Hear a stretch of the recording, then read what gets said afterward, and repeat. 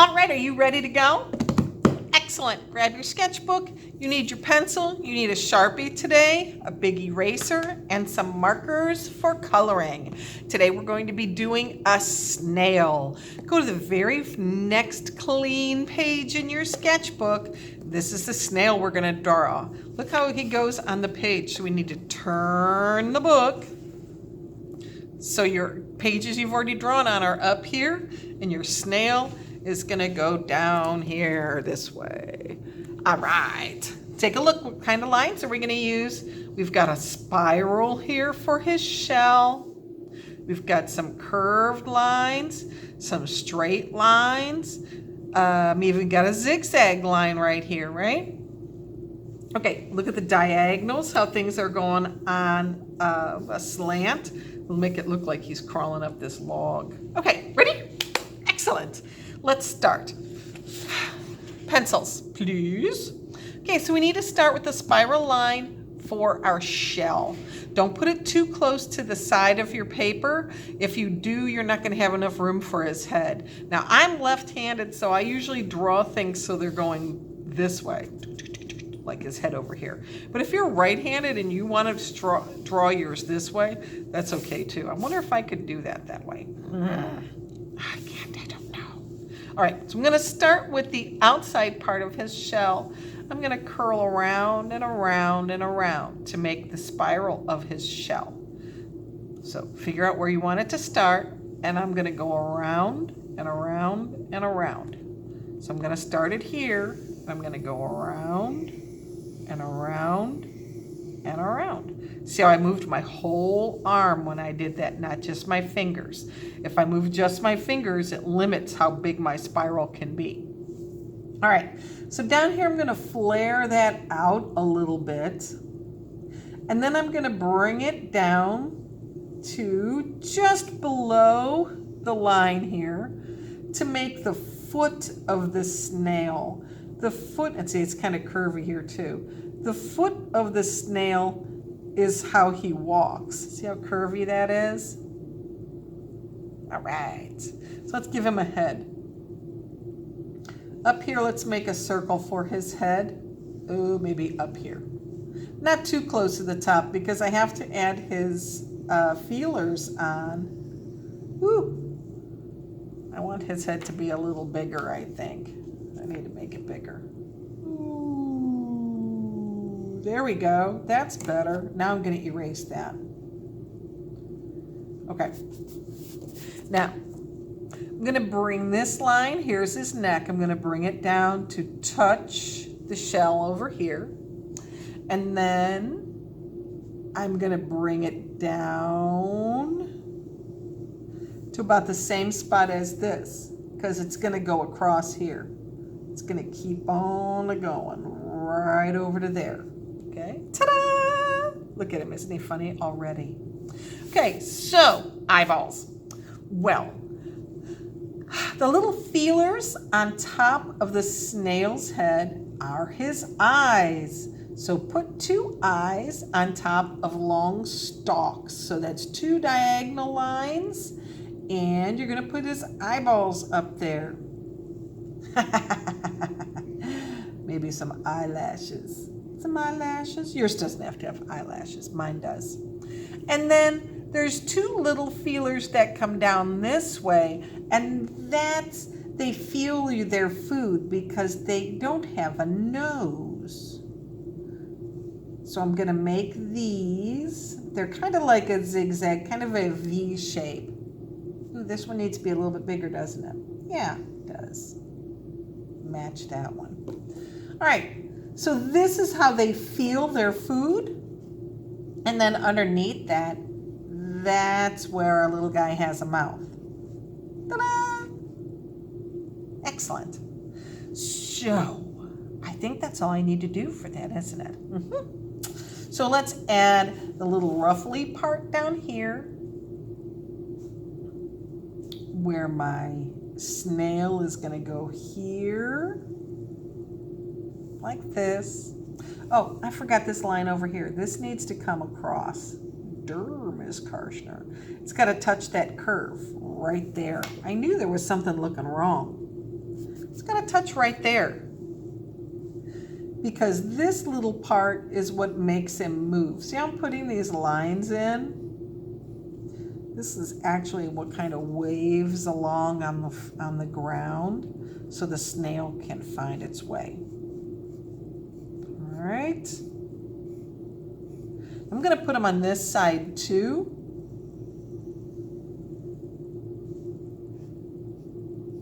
And then break your spiral up because snails usually have bands of color on their shell. I'm going to leave that there like that because that's kind of neat. They usually have these bands of color on their shells. So don't just go straight across, curve it. Now this is where you can plant your hand and just move your fingers. Put your pencil on one side and just curve it a little bit.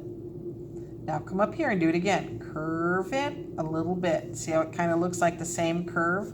Don't go the other direction. Follow that curve all the way around. Now this has stopped being comfy, so I'm going to turn my book and I'm going to keep on going.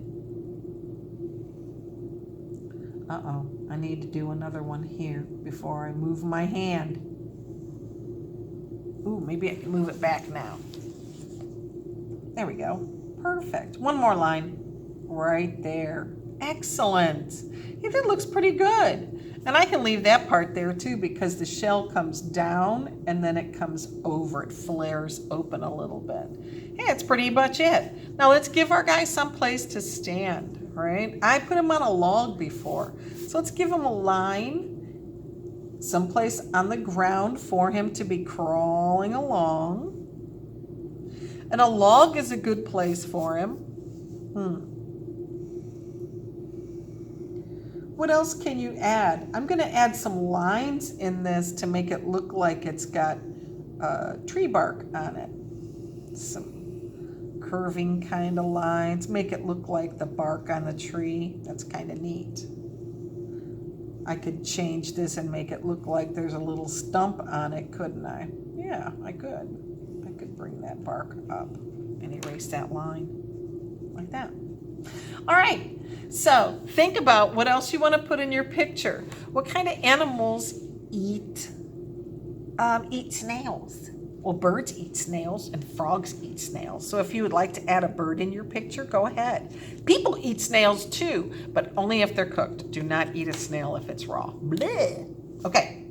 Now, next step, take your Sharpie and you're going to trace your lines. But before you do that, scrap paper underneath. This is really important if you are not working in a sketchbook. If you're just working with copy paper, you need to have that second piece underneath there. So remember to trace all of your lines. If you made mistakes, don't trace those, right? Like I'm not going to trace there where the head and the eyeball touch. If you made mistakes, don't trace them, but trace all the rest of your lines. And then when you're done, take your big eraser and erase those lines, the pencil lines that you should not have, erase those away.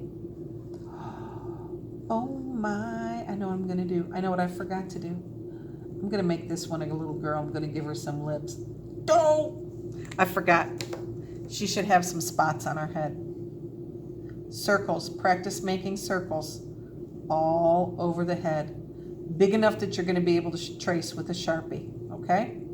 If you just want to draw them with a Sharpie, that's fine. Okay?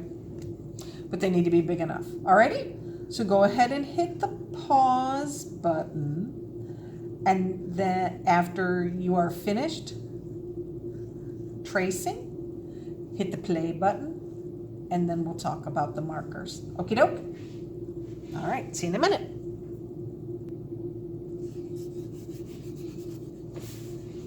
All right, you're back. Yay! Did you get all your pencil lines erased? Excellent. Good. Okay, so with your markers, pick out a couple of colors that you're going to use for your snail's body. Now the colors that I used in my picture, it's pink and red, and they're so close together, it's hard to see. So in this one, I'm not gonna do pink and red because, yeah, it's just too close. The pink and the orange look okay. And the pink and the red, the red and the orange look okay too. But the pink and the red are they're too close together. So I think I'm gonna pick a different color other than the red. Maybe I'll do the yellow. I'll try that one. I'll mix it up a little bit. I want you to always start with the smallest things in your picture first. So the little spots on my snail are gonna be colored in first. Go all the way to the edge. Use that point of your marker to get into the little spots and color them in, okay? Now, if I'm gonna do stripes down the sides, that would look kind of cool. I'm gonna do this part orange, I think. But if I wanted to use that yellow in my stripes, I would do that before I went any farther. Remember to trace the insides. Trace inside. And go around everything first. So you're very careful about your coloring. Make sure you stay out of your black lines. We use Sharpies to trace our lines so they won't smudge. But if you're just using a regular black marker and you bump into it with your yellow or your orange, those markers are water-based. And when the liquidy stuff mixes up, it'll ruin the tip of your marker. It'll make it look, it'll have some black in it. We don't want that to happen. So make sure that you keep out of your black lines. It's just good practice. Stay out of the black lines just in case you are using a marker that's not permanent. Okay, all right. I can do that, Miss Kashna. Thank you very much. So you can see how quick this is moving, and I'm not going to color the whole thing. I hope you are coloring yours too. But pick 3 colors. Okay, so I've got yellow and I have orange, and then I think I might use the pink that I have. And those will be my 3 colors because I like the way this with the orange looks. So I think I'm going to stick with those colors for my patterns in my snail's body and right along his foot things right there. I think that looks kind of cool. So I'm going to keep the orange and the pink. So what I'm going to do is I'm going to start making my pattern inside each block, and I'm going to do all of the orange first. That way I'm not having to stop and click it on, click it off, click it on, click it off, click it on, click it off. Do all of the orange first. Remember to go all the way to the edges. And yeah, don't leave any white spaces. It's hard for Miss Karshner to talk and color at the same time because my brain wants to say, shh, just pay attention to the markers. And my mouth is like, but I've got to talk to the kids. So I'm going to let you go. Color everything. The last thing you color is the sky. And since snails are nocturnal, I did not give it a blue sky, give it a purple sky, because they like it when it's dark outside. They like it when it's dark and it's moist, right? A little bit wet. So give your guys someplace to go, and don't forget to put your picture in your slide so I can see it. Today's date, that's what we forgot to do. Miss Kashna just doesn't remember nothing today. 9/15. 2020. Get that at the bottom of your page so you know when you did it. So that's proof that you did your homework, did your classwork when you were supposed to. And then keep on coloring and put the picture in the slide. Got it? If you want to send it to me at my email, I would love to see it. I'm making a little collection that I think will be great. Okay? All right. Have fun coloring. I'll talk to you later. I love you. Bye.